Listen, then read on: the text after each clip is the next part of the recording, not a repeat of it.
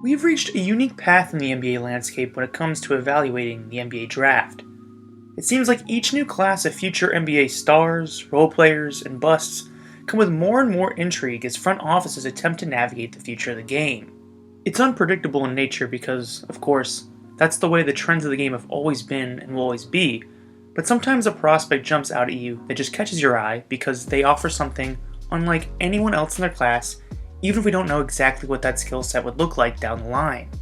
Maybe it's a lanky 6'9" super freak discovered in a tiny Athens gym. Or maybe it's a Latvian big man that looks like Sean Bradley but shoots like a guard. Maybe it's a Melbourne native with the vision of magic and the size of LeBron. These unicorn prospects have taken over the draft conversation on an annual basis.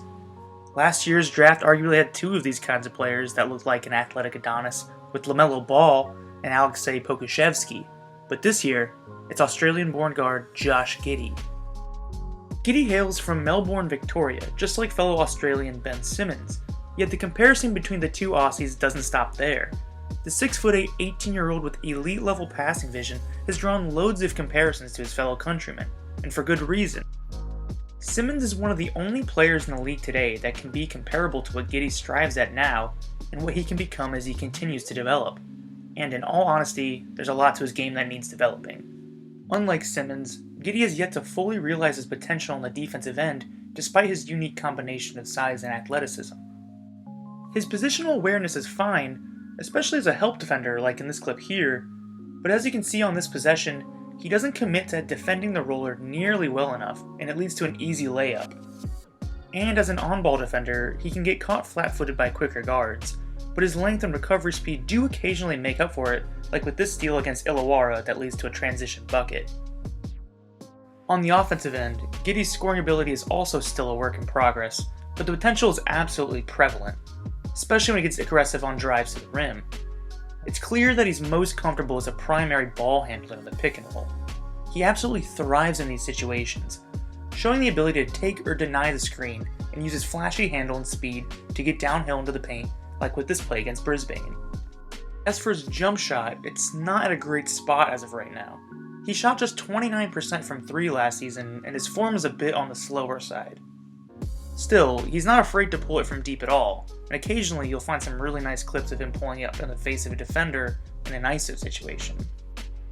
Though he's proven to be a threat to score in pick and roll situations, it's obvious that his ability as a playmaker is what really sets him apart.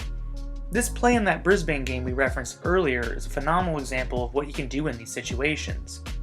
Look at how he runs against the screen and scans to see how the defense covers the roller before kicking it out to an open man on the perimeter. Vision and split-second decision-making can be found all throughout his highlights, and it's pretty clear that this skill set will be his bread and butter when he gets minutes early in his career. To wrap things up, Josh Giddey is about as interesting a prospect as it gets. In a class with 4 or 5 guys that you can make a case for to be the top pick, a prospect as raw as Josh Giddey is going to find himself on the lower end of the lottery. And that really might not be a bad thing for him long term.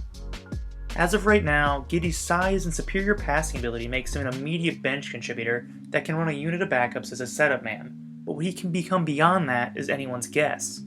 The tools are there for him to be just as good as a unicorn like Ben Simmons or Giannis, and the flashes he's shown in the NBL support that kind of optimism. But I don't think we'll get a real answer on it until at least year 3 of his career.